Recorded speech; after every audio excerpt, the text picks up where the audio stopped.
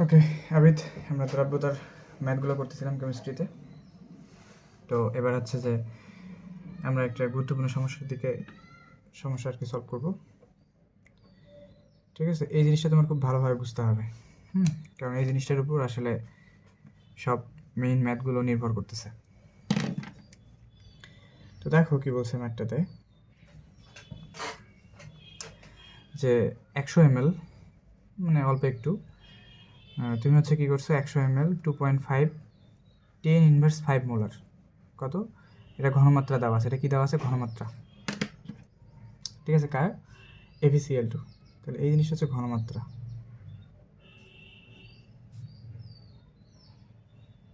ঘনমাত্রা ঘনমাত্রা কোন এককে দেওয়া আছে? মোলার। মোলার মানে কিনা হচ্ছে কি মোল পার লিটার। 1 লিটারে কত মোল আছে?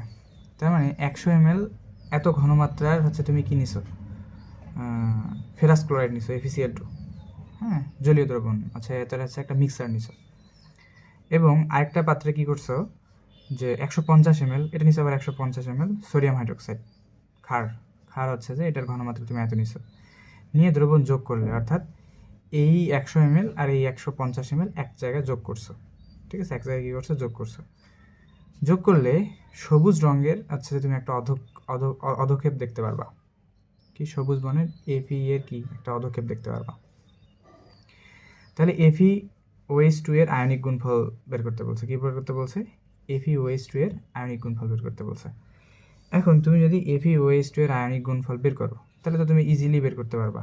ঠিক আছে, কীভাবে বের করতে পারবা? দেখো তো এই সাইডে একবারে মনে করো আমরা এখানে বের করতেছি। FeOH2 এর ক্ষেত্রে বিক্রিয়াটা কীরকম হবে দেখো তো, যে তুমি ডাইরেক্ট উত্তর অংশটুকু করো, প্রশ্নটার দিকে কী বলছে সেটা পরে চিন্তা করো, তাহলে তুমি বুঝতে পারবা। তাহলে FeOH2 ফেরাস হাইড্রোক্সাইড এর জলীয়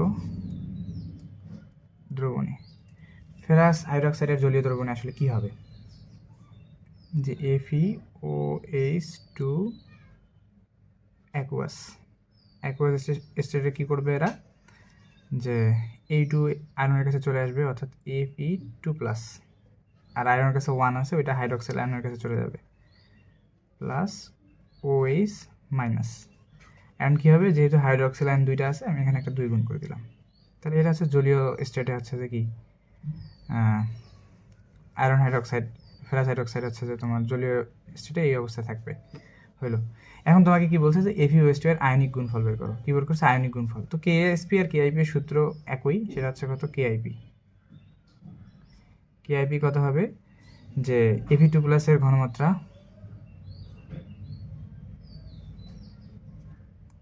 ইন্টু হাইড্রোক্সিল আয়নের ঘনমাত্রা,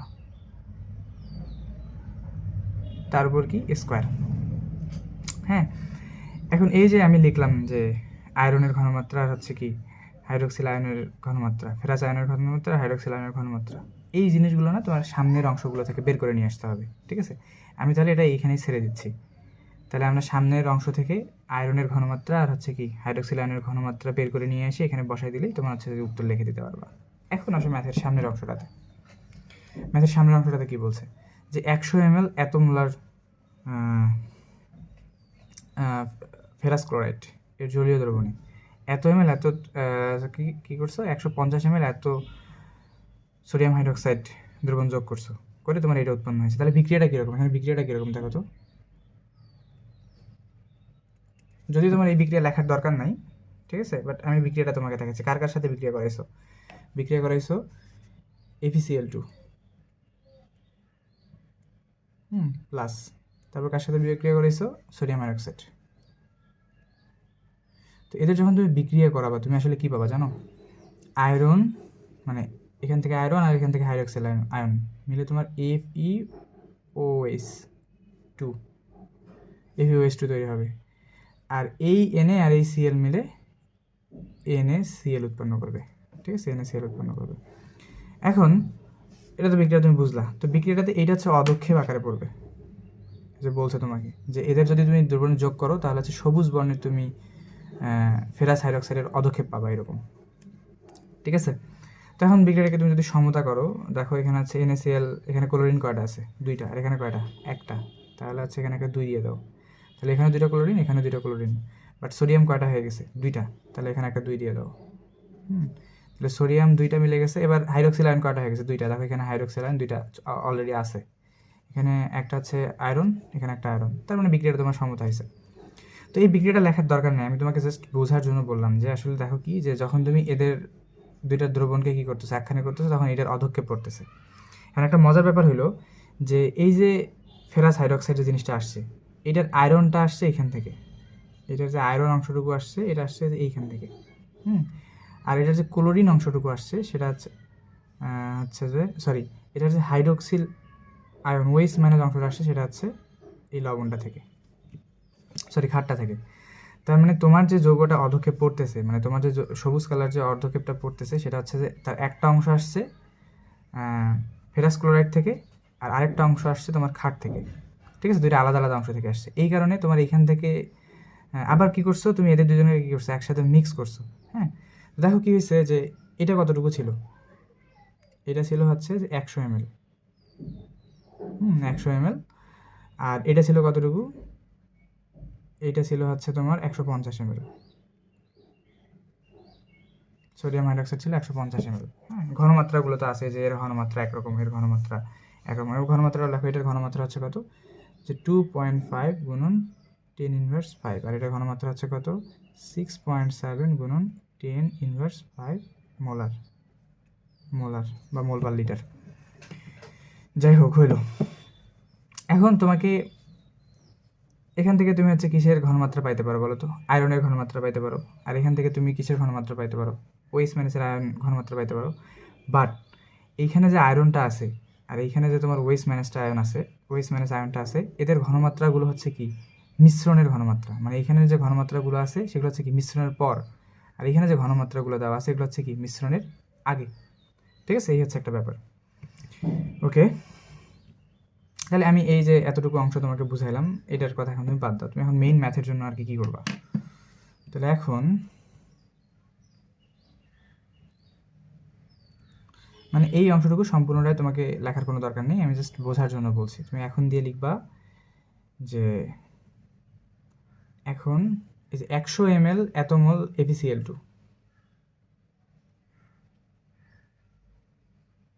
100 ml 2.5 গুণন 10 ইনভার্স 5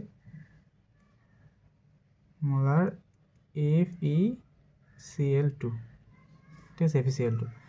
তো এখান থেকে তোমার কোন আয়নটা দরকার? এখান থেকে তোমার আয়রন দরকার, কারণ এখানের তোমার এখান থেকে কোন আয়ন দরকার? আয়রনের ঘনমাত্রা দরকার। কিসের ঘনমাত্রা দরকার? আয়রন। কারণ দেখো তোমার এখানে শেষের দিকে যে আয়রনের ঘনমাত্রা লাগবে। তাহলে তুমি বলতে পারবা যে 100 ml 2.5 গুণন 10 ইনভার্স 5 মোলার Fe2+। ঠিক আছে, Fe2+ কেন? তোমার এই যে অটোমেটিক বুঝতে পারতেছে এখানে তোমার Fe2+ আছে, এখানে তুমি Fe2+ নিশ্চিন্তে লিখতে পারো। ঠিক আছে, তাহলে 100 ml হচ্ছে যে এই লবণটাও যা কথা ইজ ইকুয়াল টু 100 ml আয়রনের ঘনমাত্রা কি? ততটুকুই। ঠিক আছে, তো এটা হচ্ছে মিশ্রণের পূর্বে, এটা হইতেছে কি? মিশ্রণের পূর্বে।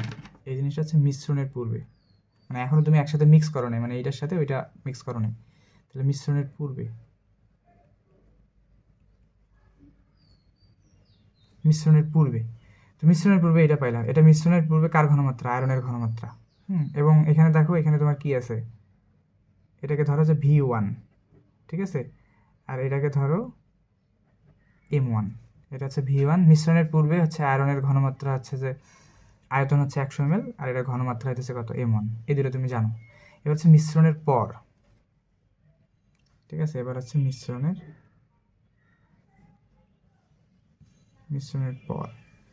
মিশ্রণের পর ব্যাপারটা কি করবে? আয়তন। মিশ্রণের পর আয়তন হচ্ছে কত? আয়তন কতটুকু? V2 ইজ ইকুয়াল টু, মিশ্রণ যখন তুমি করবা, এখানে আছে 100 ml তুমি মিক্স করতেছো, আর এখান থেকে তুমি কত? 150 ml মিক্স করতেছো, তাহলে কতটুকু হলো? 100 প্লাস 150 সমান কত? 250 ml, 250 ml। আর মিশ্রণের পর ঘনমাত্রা, ঠিক আছে, মিশ্রণের পর ঘনমাত্রা, কার ঘনমাত্রা? ওই যে ইয়ের ঘনমাত্রা, আয়রনের ঘনমাত্রা। তাহলে এটাকে আমি M2 দিলাম। এটা হচ্ছে মিশ্রণের পর আয়রনের ঘনমাত্রা, এটা ইজ ইকুয়াল টু হোয়াট?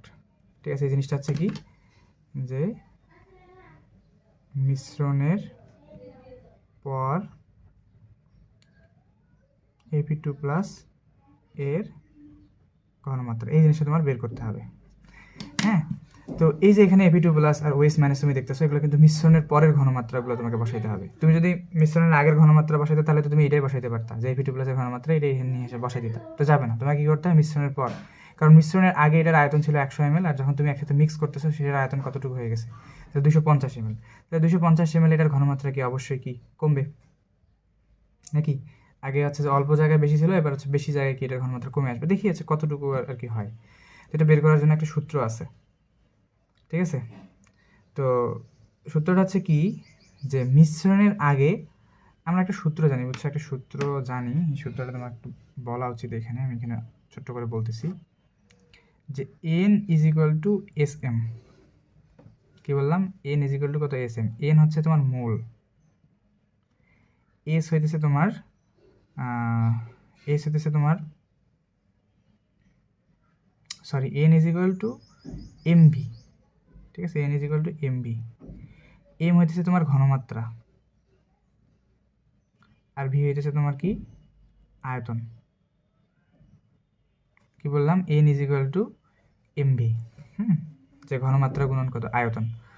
এখন দেখো যে এইখানে যে তোমার V আর M তুমি যদি গুণ করো, তাহলে তুমি এটা কিসে কি পাইতেছো বলো তো? আয়রনের মোল পাইতেছো। কি পাইতেছো? আয়রনের মোল পাইতেছো।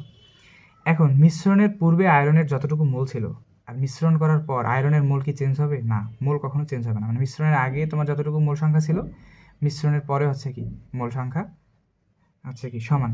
তো এই কারণে এরকম করে সূত্র একটা লেখা যায়, যে আমরা জানি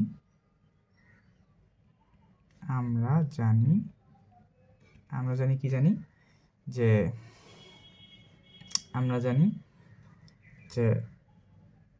আমরা জানি V1 into M1 is equal two V2 is equal two কত? M2। V1 M1 is equal two V2 M2, মানে মিশ্রণের পূর্বে মোল সংখ্যা আর মিশ্রণের পরে মোল সংখ্যা কি সমান। এখন তুমি V1ও জানো, M1ও জানো, V2ও জানো, ঠিক আছে? জানো নাকি M2 বের করবা, তাহলে আছে M2 ইজ ইকুয়াল টু কত? V1 M1 গুণন হচ্ছে কত? V2। ঠিক আছে, তাহলে V1 কত ছিল? 100 গুণন। আচ্ছা, একটা ব্যাপার শোনো, এখানে দেখো সবগুলো মিলিলিটার আছে, দেখো ml, এগুলো কিন্তু লিটারে কনভার্ট করা উচিত ছিল আমাদের, হ্যাঁ? বাট আমি লিটারে কনভার্ট করা উচিত ছিল, বাট আমি করতেছি না, কারণ এখানে হচ্ছে তোমার 100 মিলিলিটার আছে, নিচেও মিলিলিটার আছে। তো মিলিলিটার কাটা যায়, তোমার লিটারের কোনো কিছুই কিন্তু মানে আয়তনের কোনো কিছুই কিন্তু বাকি থাকবে না, বুঝছো? যদি তুমি লিটারেও কনভার্ট করতে, ওই লিটার কাটা যায়, ওই একই জিনিস তুমি পাইতে। দ্যাটস ওয়াই হচ্ছে আমি কি লিটারে কনভার্ট করতেছি না। কিন্তু অন্যান্য ক্ষেত্রে হচ্ছে কি, তোমাকে এই মিলিলিটারটাকে লিটারে কনভার্ট করতে হবে। আর এখানে M1 কতটুকু আছে? M1 আছে হচ্ছে তোমার, দেখো M1 হচ্ছে 2.5 গুণন 10⁻5। V2 হচ্ছে কত? 150 বা দেও বা, তাহলে M2 হচ্ছে তুমি এখান থেকে পেয়ে যাবা। M2 কতটুকু হবে জানো? আমি একবারে ক্যালকুলেট করে যদি লিখে দিই, তাহলে এটা আসবে 1 গুণন 10⁻5, 1 গুণন 10⁻5 মোলার, 1 গুণন 10⁻5 মোলার। তার মানে কি, এই যে মিশ্রণের পর যে Ap2+ এর ঘনমাত্রা, এটা কি তুমি পাই গেছো। তার মানে যে M2 যেটা তুমি পাইলা, এটা হইতেছে মূলত এইটা। এখানে হচ্ছে তুমি M2 বসাইতে পারবো। তাহলে একটা অংশ তুমি হচ্ছে পাইলা এখানে, ঠিক আছে? একটা অংশ এখানকার পাইলা কত? যে 1 গুণন 10⁻5 গুণন আরেকটা অংশ এখনো তোমার কি বাকি আছে, ঠিক আছে? তাহলে সেই অংশে সেটা হচ্ছে কি হাইড্রোক্সিল আয়নের ঘনমাত্রা। তাহলে সেটা কোনটা থেকে বের করতে হবে? এই যে সোডিয়াম হাইড্রোক্সাইডের যে অংশটুকু দেওয়া আছে সেটা থেকে বের করতে হবে, ঠিক আছে? আচ্ছা, তাহলে একটা অংশ আমরা এইভাবে বের করলাম, এবার আরেকটা অংশ বের করবো সেম টু সেম ওয়েতে। এর জন্য দাও একটু পেজ নিই, আমি একটু পেজ অ্যাড করে নিলাম, হ্যাঁ? তাহলে আবার এবার আমার টার্গেট কার হাইড্রক্সিল আয়নের হচ্ছে যে ঘনমাত্রা বের করার হচ্ছে আমার টার্গেট, তাই না? তো এটা যদি টার্গেট হয়, তো এটা যদি টার্গেট হয়ে থাকে তাহলে তুমি কি লিখতে পারো যে এত ml হচ্ছে সোডিয়াম হাইড্রক্সাইড, হ্যাঁ 150 ml 6.7 গুণন 10⁻⁵ মোলার কি সোডিয়াম হাইড্রক্সাইড। তো এই এতটুকু সোডিয়াম হাইড্রক্সাইড থেকে তোমার হচ্ছে কি যে 150 ml 6.7 গুণন 10⁻⁵ মোলার OH মাইনাস আয়ন উৎপন্ন হবে, ঠিক আছে? এই এতটুকু সোডিয়াম হাইড্রক্সাইড থেকে এতটুকু হচ্ছে কি ঘনমাত্রা, আর ওই সেম পরিমাণই হচ্ছে কি তুমি পাবা OH মাইনাসের ঘনমাত্রা পাবা, মানে OH ঘনমাত্রা হচ্ছে পাবা, OH-এর ঘনমাত্রা। তাহলে এখান থেকে তুমি তোমার যদি সোডিয়াম দরকার হতো, সোডিয়ামের ঘনমাত্রা দরকার হতো, তাহলে কি তুমি এখানে Na প্লাসও লিখতে পারতা, ঠিক আছে? তো যেহেতু তোমার OH মাইনাস দরকার, তো তাহলে হচ্ছে তুমি OH মাইনাসটা লিখলা। আচ্ছা, তাহলে আবার বিক্রিয়ার অংশটুকু তুমি নিয়ে গেছো। তাহলে এইটা হচ্ছে আবার কি, আবার এইটা হইতেছে তোমার হচ্ছে যে V1, আর এটা হচ্ছে কি তোমার V2, সরি M1, এটা হচ্ছে কি M1, বা এগুলোকে তুমি আলাদা করে দিতে পারো, ঠিক আছে? যেহেতু V1 V2 V3 V4 ওগুলো তুমি হচ্ছে যে ইউজ করছো, তাহলে এটাকে তুমি দাও V3, এটাকে দাও V3, এটাকে দাও V4, V3 V4 V5 V6 use করবো এদিকে, ঠিক আছে? তোমার ইচ্ছা মতো তুমি V1 V2 ইউজ করতে পারো, কোনো সমস্যা নেই। তাহলে এগুলো আছে তোমার, এগুলো তাহলে এগুলো তোমাকে লিখতে হবে। এটা এটা এটা কোথায় ছিল? মিশ্রণের পূর্বে, এই কথাটা লিখবে আর কি, মিশ্রণের পূর্বে, হ্যাঁ মিশ্রণের পূর্বে এটা দেবে। আবার আবার হচ্ছে কি যে মিশ্রণের পরে, মিশ্রণের পরে, মিশ্রণের পরে কি হয়েছে? মিশ্রণের পরে হচ্ছে তোমার এটাকে ধরো মিশ্রণের পরে হচ্ছে কি যে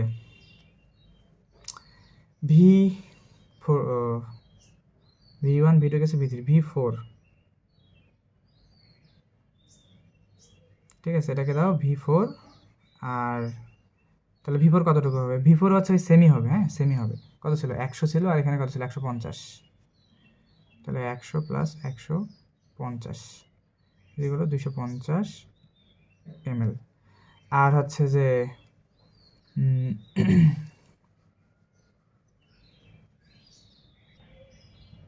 এটাকে 3 দিতে হবে, হ্যাঁ সরি, যে মিশ্রণের আগে এর আয়তন ছিল V3 M3, অথবা তুমি V1 M1 ধরতে পারো, কোনো সমস্যা নেই।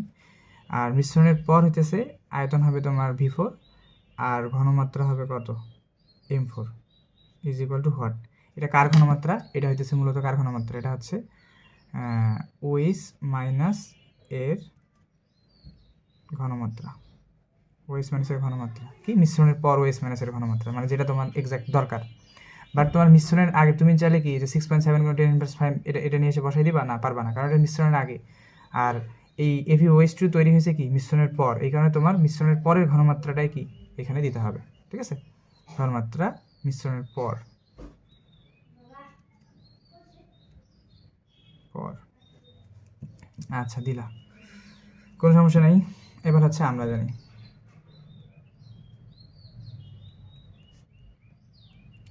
কি যে মিশ্রণের আগে মোট মোট মোল সংখ্যা, অর্থাৎ V3 M3 is equal two কত?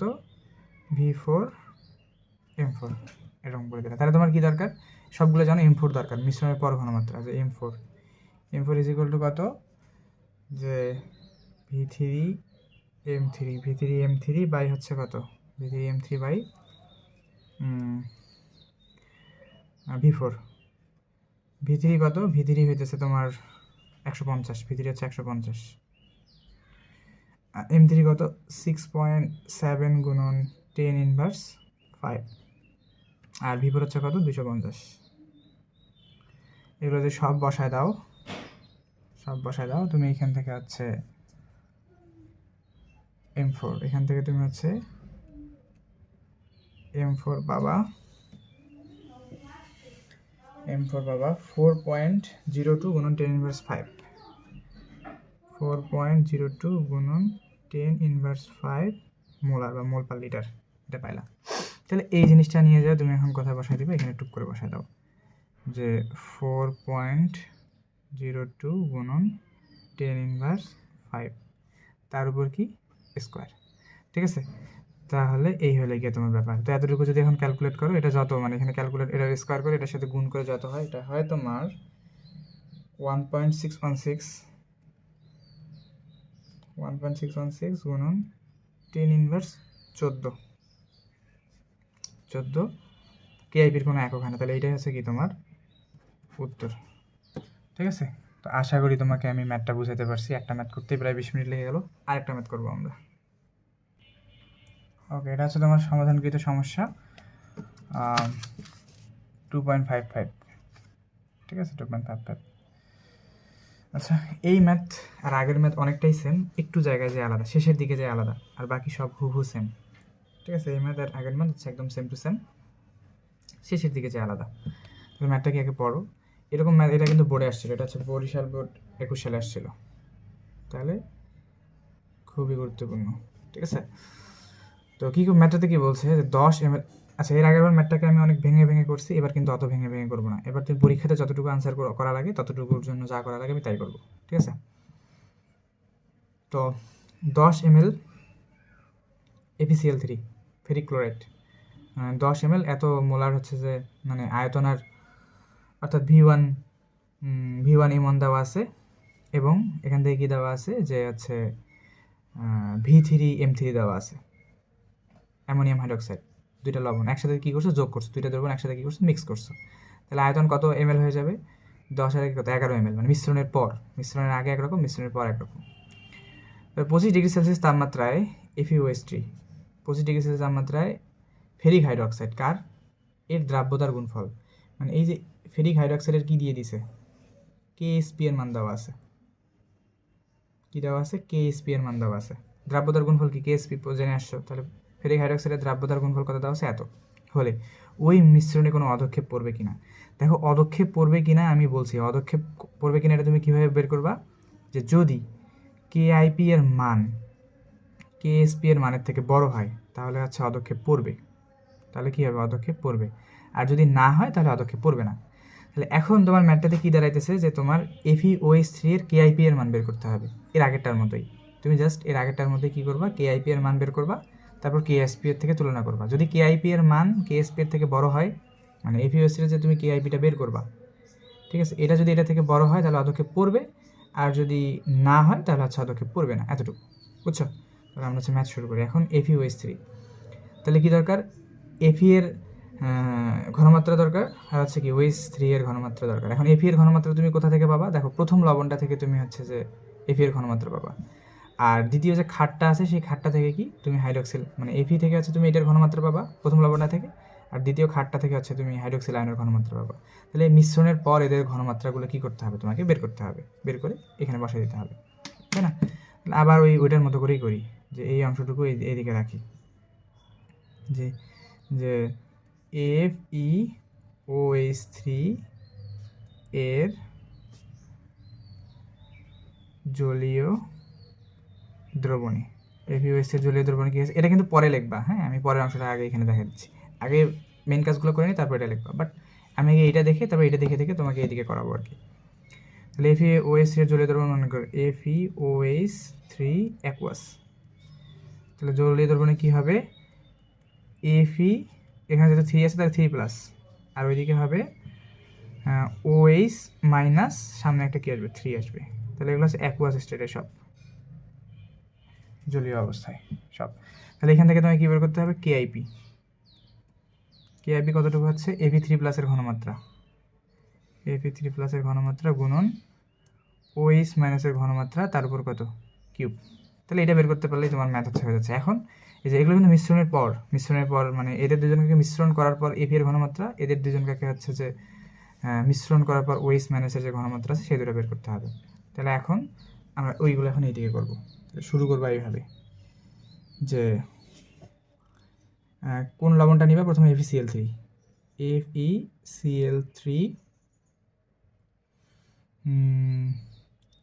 এর ক্ষেত্রে, FeCl3 এর ক্ষেত্রে, তাহলে FeCl3 এর ক্ষেত্রে কি এখান থেকে কার ঘনমাত্রা দরকার? আয়রনের ঘনমাত্রা দরকার মিশ্রণের পূর্বে। মিশ্রণের পূর্বে কি হয়েছে? যে 10 ml 0.25 molar FeCl3 is equal two হচ্ছে কত 10 ml 0.25 molar FeCl3 is equal two, যেহেতু তোমার আয়রন আয়নের দরকার তার হচ্ছে কি তুমি আয়রন আয়নের জন্যই নিবা, যে 10 ml 0.25 মোলার Fe3+। হ্যাঁ, এখন যদি তোমার কথার কথা ক্লোরিনের দরকার হইতো, কার দরকার হইতো, ক্লোরিন আয়নের দরকার হইতো, তখন তোমার কী হতো জানো, তোমার এই ঘনমাত্রার এখানে 3 দ্বারা গুণ হইতো। ঠিক আছে, ঘনমাত্রা এখানে কত দ্বারা গুণ হইতো, 3 দ্বারা গুণ। ঘনমাত্রা এখানে না, তখন এখানে হইতো যে 3Cl- হইতো। ঠিক আছে, কারণ FeCl3 ভাঙাইলে কি হয়, FeCl3 যদি তুমি ভাঙাও তাহলে এখান থেকে তুমি কি পাও, যে Fe3+ প্লাস হচ্ছে Cl- একটা 3। ঠিক আছে, এই জিনিসটা মাথায় রাখবা। তো এই কারণে যেহেতু আমার Fe3+ দরকার, তাই হচ্ছে আমি Fe3+ লিখতেছি। বাট যদি ক্লোরিন দরকার হইতো তাহলে সামনে একটা 3 গুণ হইতো। এরকম ম্যাথ আমরা হয়তো পাবো সামনের দিকে, তখন গেলে বুঝতে পারবা। বাট এখন 3 গুণ করার দরকার নেই, কারণ হচ্ছে কি আমার আয়রনই দরকার হইতেছে। তাহলে কি, তাহলে মিশ্রণের পূর্বে, হ্যাঁ বলেন। তাহলে তোমাকে বললাম যে এখান থেকে মিশ্রণের আগে আয়তন হচ্ছে এত, ঘনমাত্রা হচ্ছে এত, তাহলে এটা হচ্ছে কি V1 আর এটা হচ্ছে কি M1। তো এগুলো তুমি লিখবা, হ্যাঁ, যে এখানে এরকম করে সুন্দর করে সাজায় লিখবা যে মিশ্রণের পূর্বে আয়তন V1 ইজ ইকুয়াল টু কত 10 ml। হ্যাঁ, তারপর লিখবা মিশ্রণের পূর্বে ঘনমাত্রা M1 ইজ ইকুয়াল টু কত 0.25 মোলার বা মোল পার লিটার। এবার হচ্ছে মিশ্রণের পরে,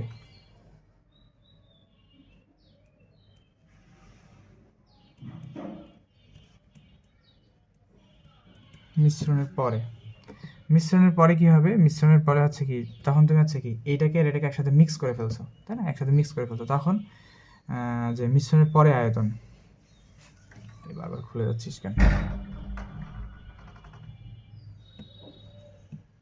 তাহলে মিশ্রণের পর আয়তন,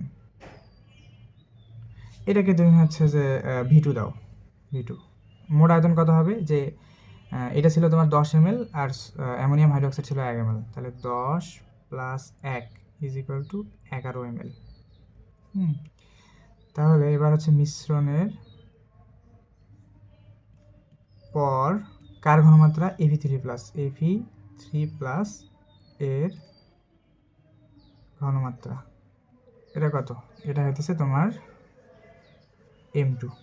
তো মিশ্রণের পর ঘনমাত্রা কতটুকু হবে, M2 হবে, তুমি জানো না, এটাই তোমাকে বের করতে হবে, এটা নিয়ে এসে মূলত আছে যে এখানে বসাইতে হবে, হ্যাঁ M2।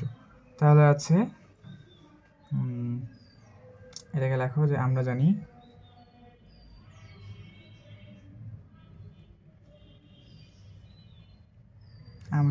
যে V1 M1 is equal two V2 M2, বা M2 is equal two V1 M1 by কত V2। ঠিক আছে, তো এটা কত হবে, V1 হচ্ছে 10 গুণন M1 হইতেছে কত, যে 0.25 আর V2 হচ্ছে কত 11। হ্যাঁ, তাহলে এটা করলে ক্যালকুলেট, এই M2টাই মূলত হচ্ছে কি, এই M2টাকে তুমি একবারে লেখো, যে M2টাই মূলত হচ্ছে Fe3+ এর ঘনমাত্রা, তাই না, M2টাই হচ্ছে কত Fe3+ এর ঘনমাত্রা, এবং সেটা কত ক্যালকুলেট করে যাচ্ছে যে বসার কত আসে, যে 10 দ্বারা যদি এটাকে গুণ করো তাহলে 25কে 11 দ্বারা যদি ভাগ করো তাহলে আসবে 0.227 মোলার, 0.227 মোলার। দেখো একটার ঘনমাত্রা পাই গেছে, তার মানে এটা এখানে তুমি সুন্দরভাবে বসাই দিতে পারো 0.227। ঠিক আছে, গেল একটা অংশ গেল। এবার সেম টু সেম হচ্ছে কি, যে FeCl3 এর ক্ষেত্রে গেছে, এবার হচ্ছে অ্যামোনিয়াম হাইড্রোক্সাইডের ক্ষেত্রে, একটু পেজ এড করে নিলাম। আবার হচ্ছে কি কার ক্ষেত্রে, অ্যামোনিয়াম হাইড্রোক্সাইড ক্ষেত্রে, NH4OH এর ক্ষেত্রে মিশ্রণের আগে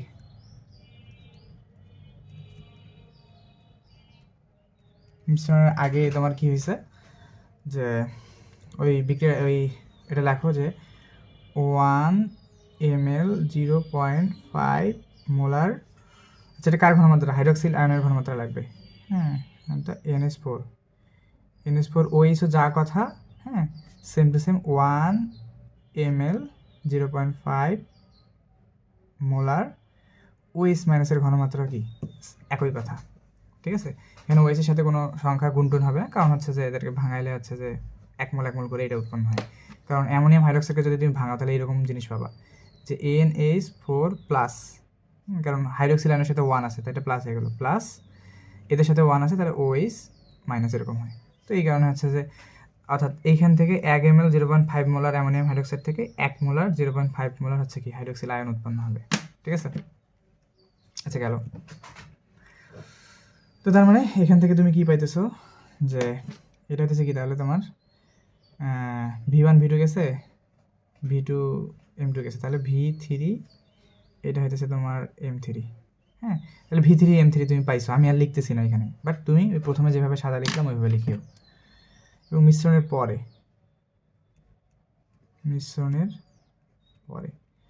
পরে কি হবে যে